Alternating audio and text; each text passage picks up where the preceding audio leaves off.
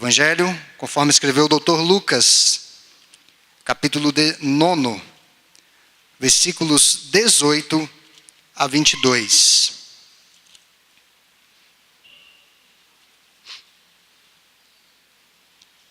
Lucas 9, 18 adiante, diz assim.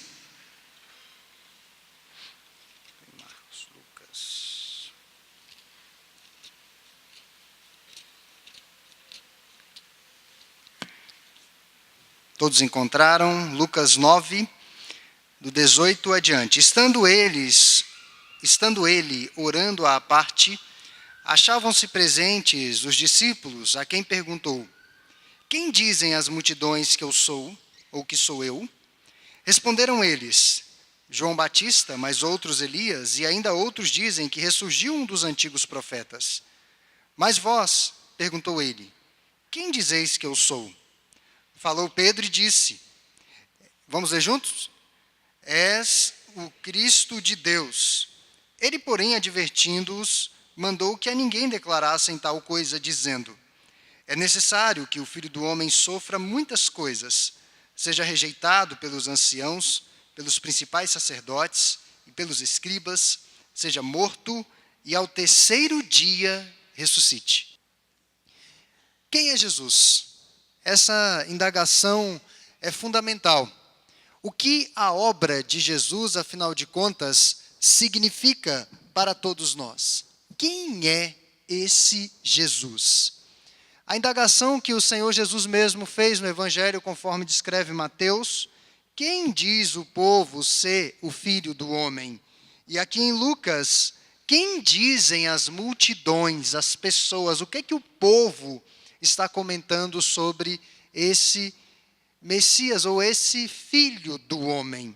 Para o povo em geral, falando de uma maneira generalizada, e aí não vai ser precisa, alguns pensam que Jesus foi um comunista, o primeiro comunista. Jesus foi um revolucionário, ensinou os primeiros princípios do comunismo. Há quem pense dessa forma. Há quem pense que Jesus foi apenas um filósofo, um homem com bons princípios e ensinamentos filosóficos, pensamentos profundos acerca da vida e da sociedade. Há quem diga que Jesus foi um dos primeiros pedagogos da era moderna, a sua forma de ensinar por meio das suas parábolas, a linguagem que ele usava para alcançar crianças, jovens e adultos. Para os religiosos dos dias de Jesus, ele era João Batista ou Elias. Jesus é provavelmente identificado não necessariamente como o Messias pelos religiosos de seus dias, mas aquele que ainda haveria de preparar o caminho para o Messias. E nós sabemos que quem preparou o caminho para o Messias foi João Batista, primo de Jesus. Mas para os religiosos, talvez ele fosse Elias, talvez fosse João Batista. Outros diziam que era Jeremias. Existia uma lenda no meio de Israel, quando os discípulos dizem a Jesus: olha, estão dizendo que o Senhor é Jeremias.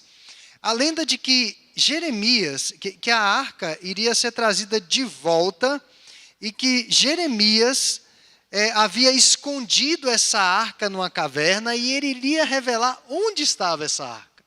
Esses absurdos, essas lendas urbanas daqueles dias em torno da pessoa de Jesus.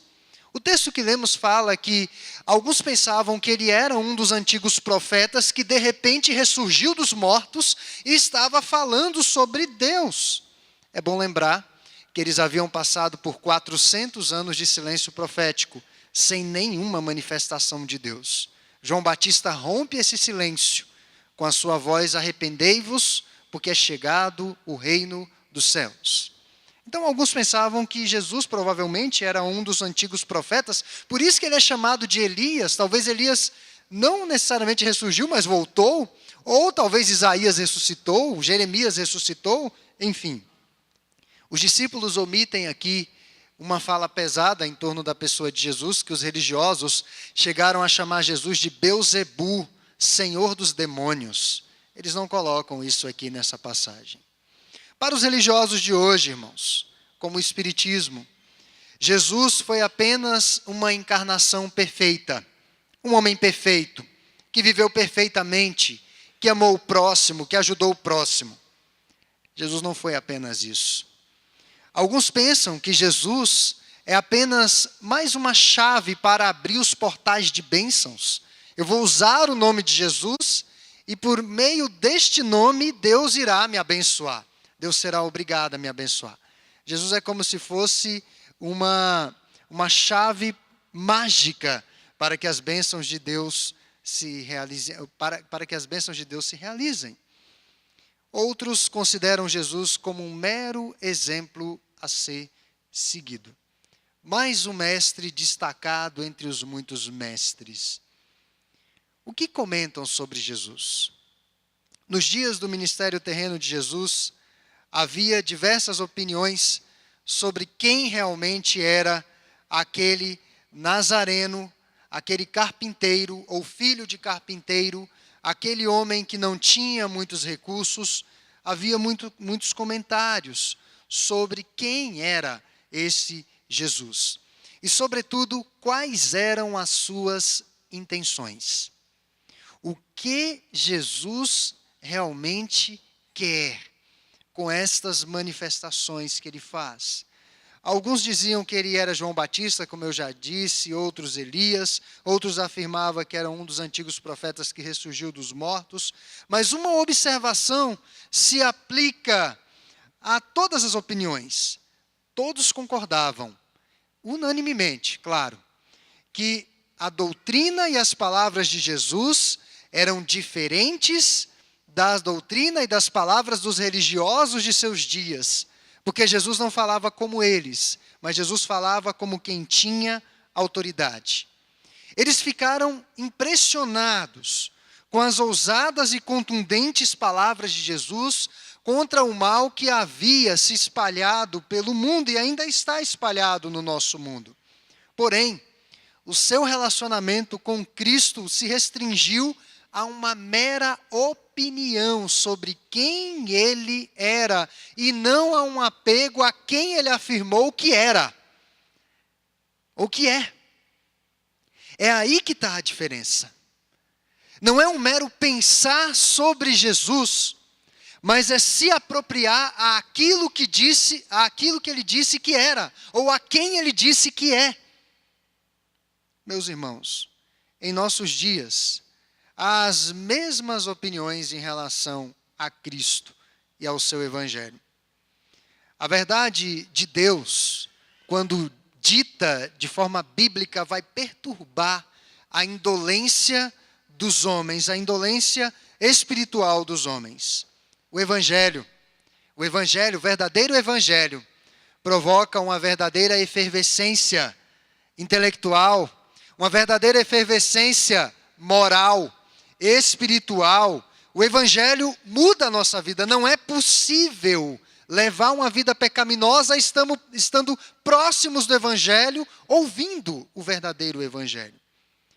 Porém, muitos passam a vida alimentando meras opiniões acerca de Jesus. Algo que nós aprendemos no seminário é que o pastor não tem o direito de dar suas opiniões num púlpito. O pastor não tem direito de dar as suas opiniões no estudo. O pastor tem que proferir a palavra de Deus, é o que Deus fala nas Escrituras. A opinião dele pouco importa. É o que menos importa. Mas é o que a Bíblia fala. E o pastor tem que ser um canal de comunicação da verdade. A nossa opinião pouco importa. Mas o que Jesus disse sobre si mesmo muito importa. Essas pessoas jamais se apropriam de Cristo com ousadia. E o pior de tudo é morrer nos seus pecados e despreparados para se encontrarem com Deus. Jamais nos contentemos com esse tipo de cristianismo. Esse cristianismo de pouquíssima, baixíssima qualidade. Especular sobre o Evangelho não salvará a ninguém. Os pastores reformados têm trabalhado muito isso, porque a nossa teologia reformada tem tido um alcance formidável em lugares inusitados. E as pessoas acabam se engalfinhando e entrando em discussões sobre o sexo dos anjos, sobre discussões que nem mesmo os maiores teólogos da história encontraram respostas. O Evangelho não é um tipo de situação que nós estamos especulando sobre Deus. O Evangelho é a verdade de Deus que salva, cura e liberta da condenação eterna. Isso é o Evangelho. O cristianismo deve ser assimilado, apropriado, experimentado, provado e possuído de maneira pessoal. Pessoal, eu devo me apropriar disso. Pedro, aqui no versículo 20, propala a maior verdade de todos os tempos. Tu és o Cristo. E para entender a força da confissão de fé de Pedro, nós precisamos nos colocar no lugar dos judeus daqueles dias. Os discípulos, bem como toda a nação de Israel, aguardavam o Messias libertador, promotor de uma verdadeira revolução social, econômica e política. Era isso que eles estavam aguardando. Em sua concepção, não havia nenhuma dignidade de Messias naquele Jesus. Aquele Jesus, irmãos, não tinha coroa. Aquele Jesus, ou aquele Messias, não tinha exército, não tinha domínio terreno, não tinha dinheiro, não tinha recursos. Então nele não residia nenhum tipo de autoridade de Messias. E o que eles viam? O que eles viam diante de si? O que Pedro via? O que os discípulos estavam vendo quando Jesus disse: o que vocês estão pensando sobre mim? O que eles estavam vendo? Um indivíduo pobre, sem posses, que muitas vezes não tinha sequer onde reclinar a cabeça, ele não tinha sequer um lugar para dormir. Porém, nestas circunstâncias, Pedro declarou ousadamente a sua fé: tu és o Cristo. Apesar de inconstante, instável e ignorante quanto ao próprio coração, porque não conhecia o próprio coração, conforme algumas vezes demonstrou, aquele precioso irmão Pedro foi em alguns momentos mais valioso do que milhares de crentes. Milhares, do que multidões. Esta afirmação de Pedro indica que para ele Jesus era mais do que aquilo que o povo estava falando sobre ele. Esta afirmação era proveniente, meus irmãos, de um coração sincero que havia recebido uma revelação de Deus. Jesus era a pessoa que Deus havia enviado ao mundo. Significa ungido do Senhor.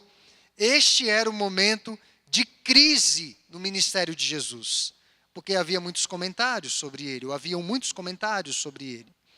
E os discípulos estavam com Jesus. Era o momento deles dizerem se iam ou não continuar com Jesus. Meses vivendo com Jesus, ouvindo seus mandamentos e observando as suas ações, conduziu os discípulos a não duvidarem que ele é verdadeiramente Deus, ou Filho de Deus também. E por fim, para nós finalizarmos esse sermão e vamos chegar no momento em que estamos vivendo, versículo 21, versículo 20.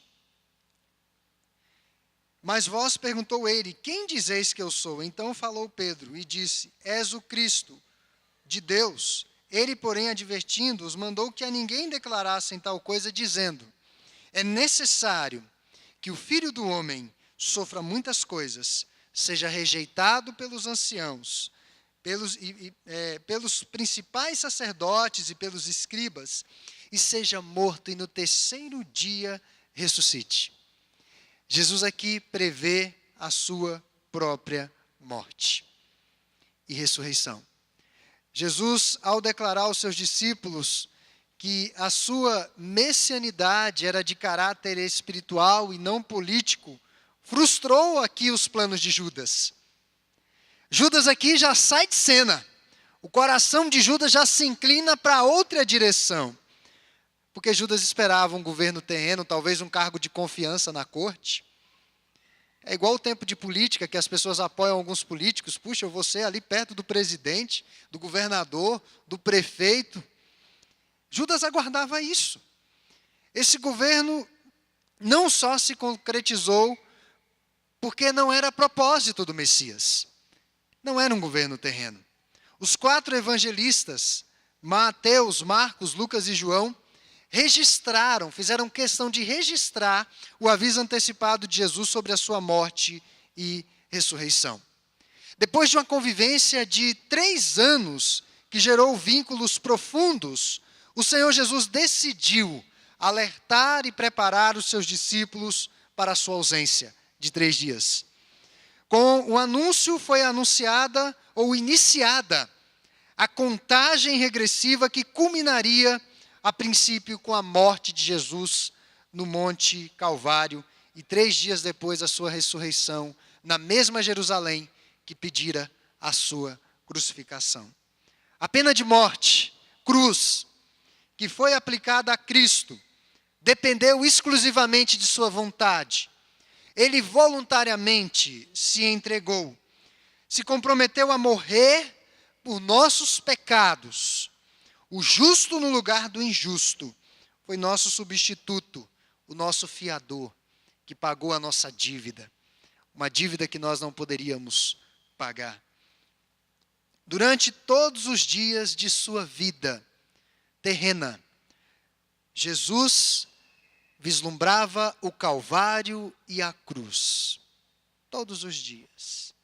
Os discípulos não entenderam, e mesmo se compreendessem, não teriam condições de aceitar essas palavras do Senhor.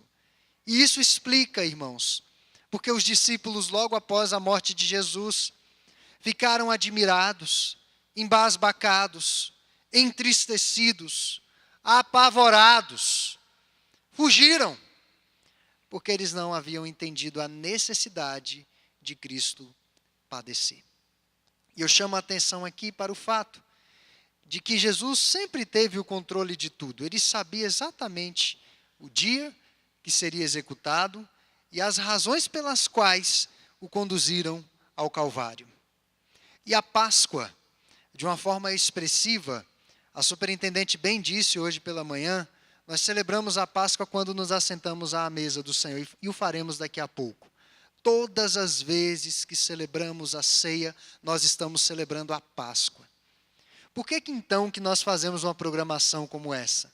Porque nós queremos que pessoas compartilhem conosco desta boa nova, de que Cristo fora executado pelos nossos pecados, mas que Ele ressurgiu ao 3º dia.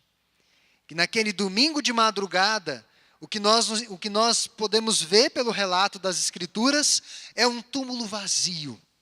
E aquele túmulo vazio comunica a nossa ressurreição no Senhor, comunica a nossa eterna redenção no Senhor. Que Deus possa essa noite aplicar essas palavras aos nossos corações. Que Deus possa essa noite, a você que nos visita, que você possa ser impactado por essas palavras. As crianças daqui a pouco vão cantar belamente, estão se comportando bem, os jovens vão cantar lindamente, mas que, sobretudo, essas palavras de vida eterna fiquem ricocheteando em seu coração. E que essas palavras de vida eterna possam gerar vida no seu coração. O que há de mais importante nessa vida é Cristo. Uma vida passará, e só o que fizermos e formos em Cristo durará. Que Deus aplique essas palavras aos nossos corações.